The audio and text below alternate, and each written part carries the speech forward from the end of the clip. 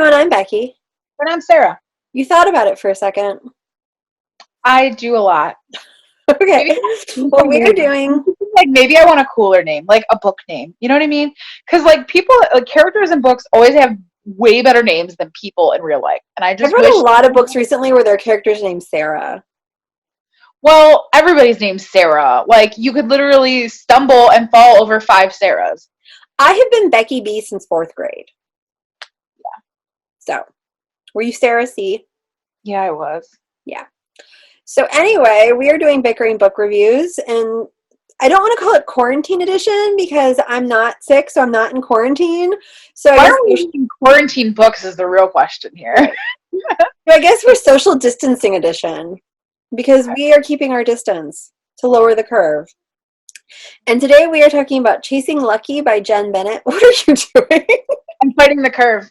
It's more of a wave than a curve. Okay, I'm fighting the wave. I don't know.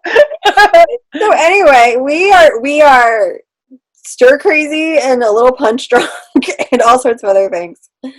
So we are talking about Chasing Lucky by Jenn Bennett, which I got off of NetGalley. I got it off of Edelweiss. And so this book is about Josie St. Martin, who is an aspiring photographer. Her mother was 19 years old when she had a little bit of an affair with a photography professor in college, and Josie was the result of that. And so her father has gone on to be a very famous photographer. And Josie dreams of going to live with her father in Los Angeles and studying, be his apprentice, and really also become a successful photographer. But unfortunately, not really unfortunately, Josie's grandmother and aunt have joined the Peace Corps. So Josie and her mother go back to their small town in New England called Beauty, where they're going to run the local bookstore, and Josie's going to get to finish high school because they've switched, they've gone to 10 towns in the last 5 years. So she's excited that she actually gets to spend a year and a half and go to this high school while they live in their grandmother's apartment. So everything's going good for about 20 minutes, and then all of a sudden this boy from across the street named Lucky shows up, and he's kind of salty with her, and it turns out that they had been best friends. And when Josie's had to leave in the middle of the night because of a fight between her grandmother and her mother, she and Lucky kind of lost their connection. And so now she's back and they're slowly starting to reconnect. At the same time, they both are at this party where there is photographs that are being flashed around that people say are Josie and they're not. Josie gets very angry at one particular person and she accidentally vandalizes something. Lucky takes the fall, she feels guilty, so they interact, and then there's emotions and feelings. So it was so funny. As I'm reading through this book, I kept thinking that it was a Casey West book. And I don't know why that was. And I'm like, no, it is definitely not a Casey West book. And the thing is, it's different enough and it's told enough in Jenn Bennett's style that that it's not a Casey West book, but it reads very similar, I think.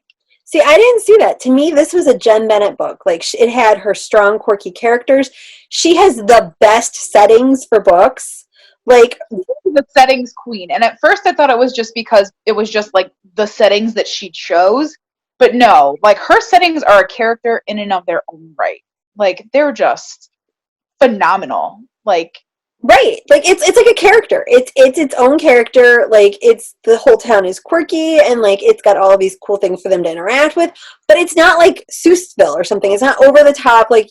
You're oh, this place is real. I was Googling it. I'm oh, it's not real. Yeah. It would be cool if it was a real place. It was so they're on the water and there's a marina and his father runs a boat repair. A ghost colonial town. How right? So, and then, you have this story between these two characters who are, they're damaged, but they're likable damaged, and you want them to get together.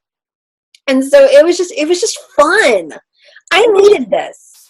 I needed this too. It was just weird because at certain points, though, I'm waiting for the quirky, fun games that you find in Casey West books, but you don't find them in Jenn Bennett books. And, I think that was where I kept having to stop and tell myself, no, this is a Bennett book, not a West book.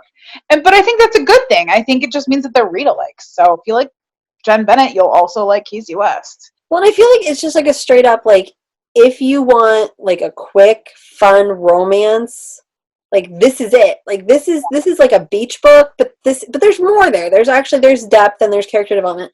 But like right now, this is what I need. Because the world is scary now.